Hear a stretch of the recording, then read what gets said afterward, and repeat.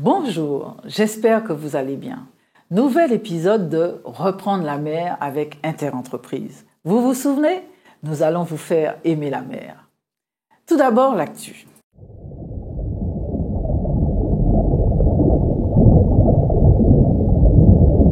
Le mois dernier, nous avions évoqué l'engagement pris par les 41 États présents lors du premier sommet de l'océan en février dernier, celui d'en finir avec la pollution plastique des mers. Eh bien, l'urgence s'est encore renforcée ces dernières semaines avec une étude parue fin mars qui démontre que le plastique se retrouve aussi dans le sang des humains.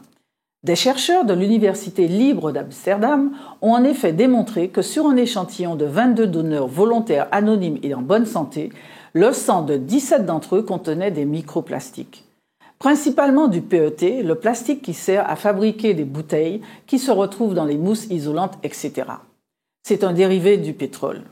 Ce sont en fait les plastiques produits voilà 50 ans qui s'émiettent aujourd'hui et se retrouvent en particules fines dans l'air, dans la nature, dans l'être humain et dans les océans.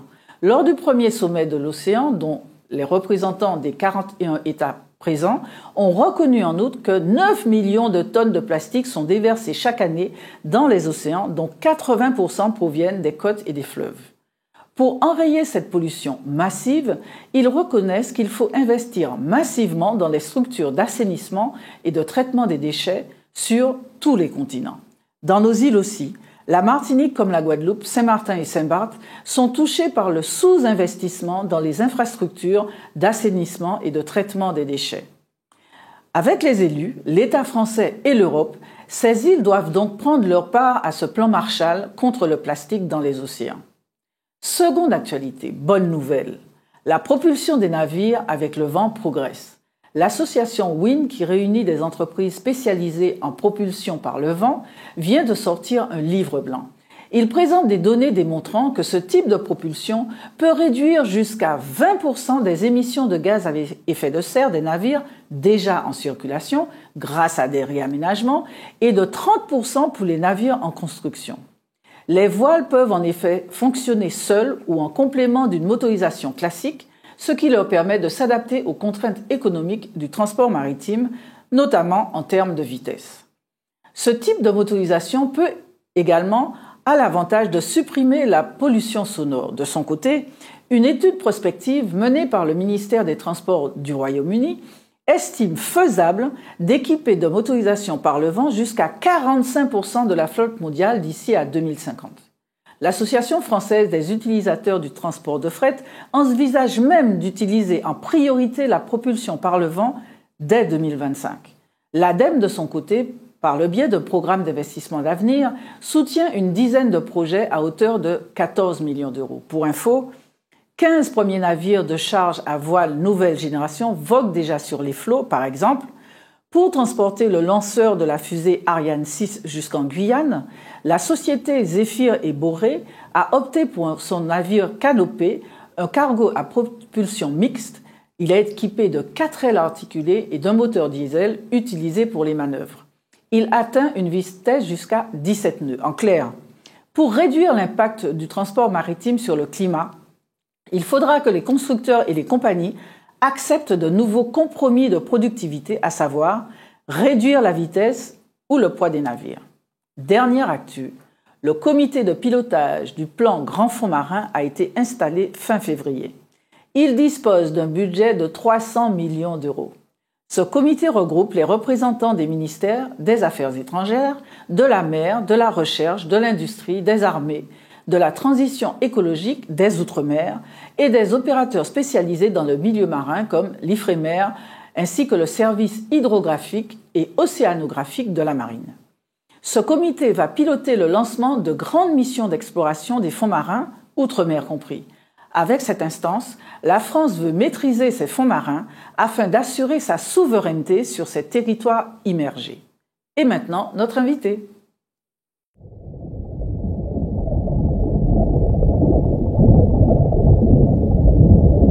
Bonjour Monsieur Nagam, comment allez-vous aujourd'hui? Bonjour, ça va très bien, Monsieur Nagam se porte bien. Je suis ravie de vous recevoir aujourd'hui dans le cadre d'un projet que porte la FTPE qui s'appelle Guadeloupe Éolien Offshore. Tout d'abord, Qui est la FTPE? Qu'est-ce que c'est que cette organisation? Mais la FTPE est une organisation patronale destinée à accompagner les petites entreprises et surtout à rechercher les voies et moyens pour le développement du territoire de la Guadeloupe à travers le potentiel de la Guadeloupe. Parce que la Guadeloupe est un territoire riche. Et donc la FTPE porte, depuis 2016, vous m'avez expliqué, un projet éolien offshore, Guadeloupe éolien offshore. Depuis, voilà, pourquoi un syndicat de très petites entreprises s'intéresse comme ça à un projet tel que celui-là? Mais comme on dit, ceux qui souffrent réfléchissent. Et c'est vrai qu'avec l'accompagnement de quelqu'un comme Aubert Pégarin, qui connaît très bien la mer, et aussi Charles Portier, marin pêcheur de son état, mais qui aussi a tracé depuis l'histoire de Beauport, l'histoire des fonds marins de Port-Louis et d'Anse-Bertrand, donc c'était pour nous c'est très facile de le faire. Donc c'est un accompagnement. Et vous considérez en plus que ce projet s'inscrit dans la stratégie de la France, voire de l'Europe en la matière. Mais je peux répéter ce qu'a dit la ministre de l'Industrie. Le projet Géo s'inscrit dans la relance industrielle de la France.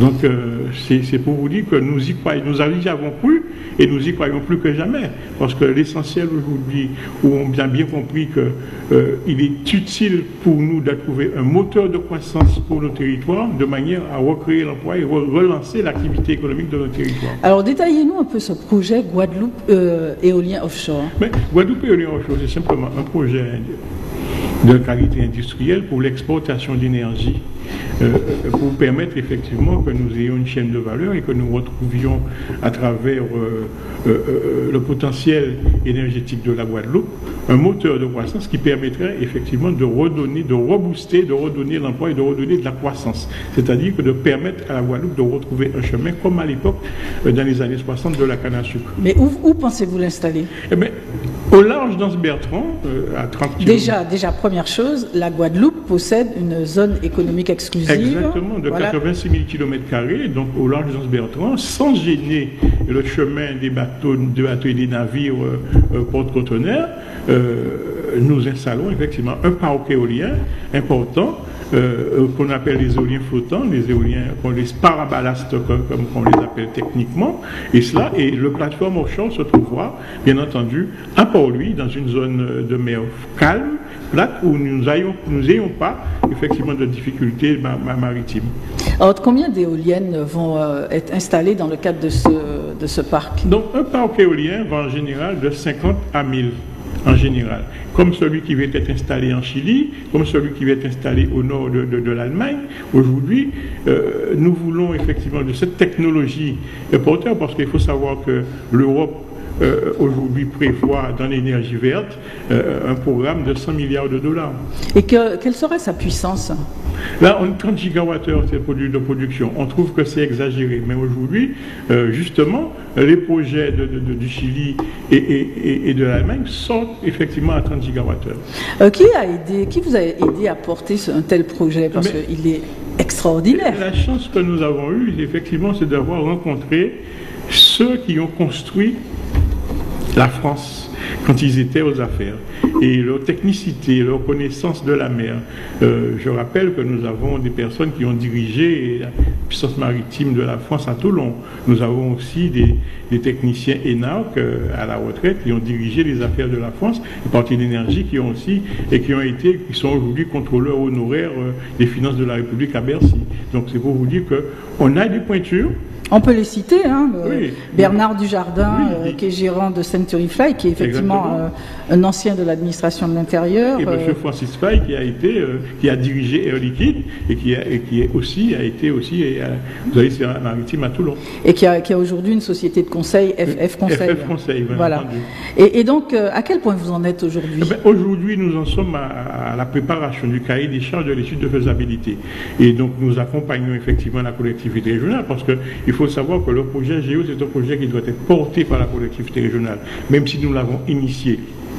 C'est aujourd'hui au président Chalus de déposer sur la table du président de la République ou du Premier ministre le projet Géo pour la reconnaissance. Parce qu'il faut savoir que le Premier ministre Jean Castex, qui le 17 mars vient de présenter les projets éoliens en mer de la France, a reconnu que 52 projets dans la Méditerranée. Or, nous savons de sources sûres que communes en Méridien ne veulent pas des projets éoliens de mer. Or, mais à aucun moment, un gouvernement français ne cite l'outre-mer, deuxième puissance maritime de la France aujourd'hui, la Guadeloupe. Donc, à aucun moment, nous ne représentons une activité économique pour la France. Donc, ça aussi, c'est à signaler parce que je trouve inadmissible, effectivement, qu'on a beau dire que nous faisons partie, la France est la deuxième puissance maritime au monde. Grâce à l'outre-mer. Grâce à l'outre-mer. Et quand il s'agit de développement économique, de développement industriel, on oublie que nous sommes cette puissance-là. Eh bien, il faut dire, c'est pour ça que le projet Géo est important, c'est pour mettre dans les yeux de la France hexagonale que la France n'est pas seulement hexagonale, mais elle est aussi éparse au sein de la planète. Et vous l'avez déjà présenté, il me semble, à un certain nombre de ministères. On l'a présenté, pourtant. Oui, on l'a présenté à Barbara Pompili, mais vous savez que quand on présente un projet à ces gens-là qui ouvrent des grands yeux, parce qu'en fin de compte, ils ne pensaient pas trouver sur leur table un projet venant, bottom-up venant en bas, qui n'est pas porté par un grand industriel. D'habitude, ils ont l'habitude de voir des gens venir chercher la course aux millions, mais là, aujourd'hui, c'est des jeunes Guadeloupéens, c'est aussi des petites entreprises qui ont réfléchi à l'émergence d'un projet pouvant porter leur territoire. Vous l'avez présenté aussi à la Commission de régulation de l'énergie, On a présenté, mais la Commission de régulation de l'énergie a bien compris que c'est un projet qui dépassait le plan pluriannuel de l'énergie de la France et de la région Guadeloupe. Parce que Géo, c'est un projet à l'export, c'est-à-dire que le potentiel de l'export de Géo, c'est un projet pour exporter l'hydrogène, le gaz et l'ammoniac. C'est pour ça que ça a de la valeur et que ça apporte de la croissance. Et 15 000 emplois de haute technologie de prévus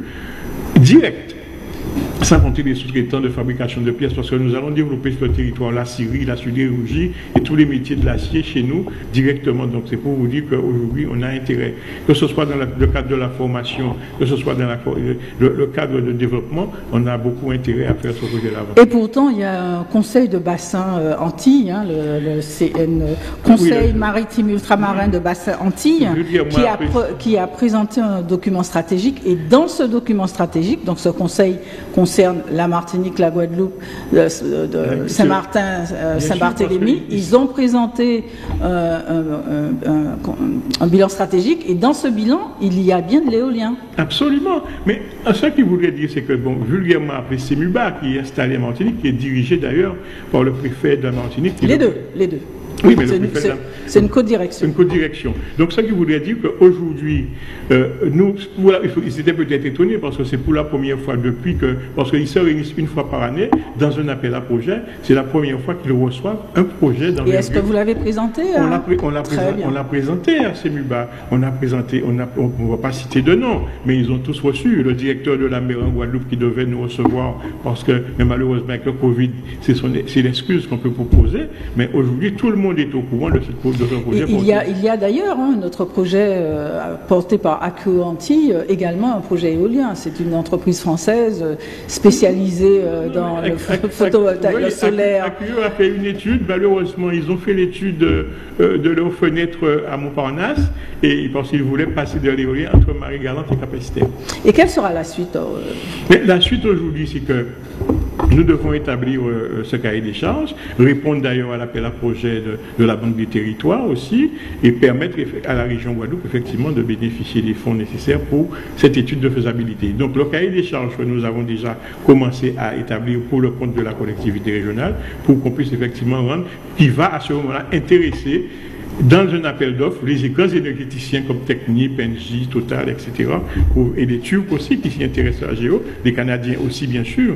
Donc tous ces gens-là qui s'intéressent, mais qui attendent simplement que l'appel d'offres soit lancé pour qu'ils puissent s'y intéresser et venir effectivement. Alors dernière information, Géo, donc Guadeloupe éolien offshore a été plébiscité par l'Institut français de la mer, ce qui n'est pas rien. Ah, tout à fait. En 2021, donc comme projet exemplaire. J'ai été surpris, c'est vrai, d'être lauréat 2021 de l'Institut français de la mer. Qui est une instance importante dans le domaine maritime. La revue maritime, etc. Donc, quand vous êtes honoré par ce genre d'institut, et vous pensez bien que c'est une fierté pour la Guadeloupe, c'est une fierté pour la FTPE, mais c'est une fierté aussi pour la qualité de ce que nous représentons en Guadeloupe. Merci beaucoup, Monsieur Nagam, et puis bon vent à ce projet et en espérant que, quoi qu'il en soit, il poursuivra son chemin et il trouvera comment le réaliser. C'est aux élus guadeloupéens de croire à l'économie de la Guadeloupe. Merci infiniment. Maintenant, place au métier de la mer. Donc, nous allons faire connaissance de Mélanie, navigateur timonier et adjoint au chef de quart à la Marine nationale.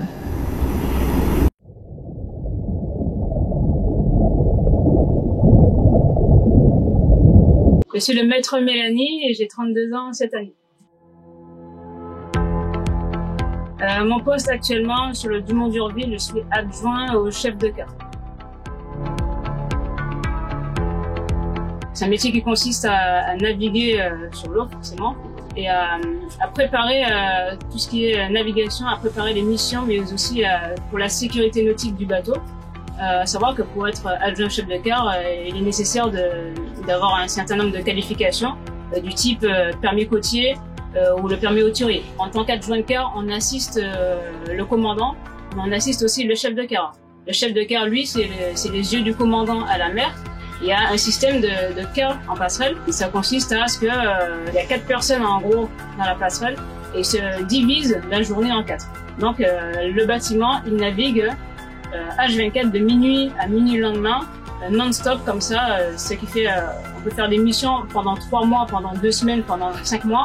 Le bateau il peut continuer à naviguer comme ça non-stop. Adjoint chef de quart, ça consiste aussi à préparer notre arrivée en escale dans les différents pays. C'est espagnol, anglais, avec lesquels on parle le plus souvent avec les bateaux. Ça dépend des zones auxquelles nous sommes affectés, mais principalement c'est la langue anglophone qu'on est sollicité à plus parler. Ce qui me plaît beaucoup dans ce métier-là, ce sont les missions qui ne se ressemblent jamais. C'est-à-dire que tantôt nous sommes amenés à faire des missions de police de pêche. Tantôt, dans la même semaine, on peut aussi faire des missions de narcotrafic, mais aussi des missions humanitaires. Juste un exemple, quand nous avons fait une escale avec le porte-avions à Djibouti, notre équipage a été réquisitionné, pas seulement pour s'amuser en escale, bref, mais aussi pour aider. Nous avons aidé une école à Djibouti à reconstruire l'école, à repeindre le bâtiment et les enfants djiboutiens, ils étaient très contents de voir que les marins viennent comme ça pour les aider à reconstruire leur école. J'aurai plein d'exemples à vous donner. La persévérance, c'est quelque chose qui doit être inné chez nous. Parce que si on a tendance à baisser les bras, on verra rapidement pas mal de difficultés nous arriver. Pas mal de choses à apprendre encore en tant qu'adjoint de quart. Je ne suis pas encore arrivée en haut de la chaîne, bien sûr. Il y a des diplômes en interne qui se font dans la marine. Moi, je suis seulement titulaire d'un BAT, c'est un brevet d'aptitude technique. C'est comme si vous aviez le bac en interne dans la marine. Il y a des diplômes supérieurs, bien sûr, qui existent. Moi, mon cursus, le diplôme supérieur que je vise, ce serait le BS, ce qu'on appelle le brevet supérieur. S'il faut donner 3 ou 4 conseils aux jeunes, je leur dirais de garder quand même la tête sous les épaules, de ne pas avoir peur de l'inconnu, de toujours rester motivé dans son travail, que ce soit dans les petites choses ou les grandes choses, et de toujours respecter aussi ses supérieurs. Et à partir de là, tout ira pour le mieux pour eux dans la marine. Voilà, reprendre la mer avec Interentreprise est terminé, cette 2e édition. Donnez-nous vos impressions, faites-nous des suggestions sur reprendre la mer @interentreprise.com. Au mois prochain.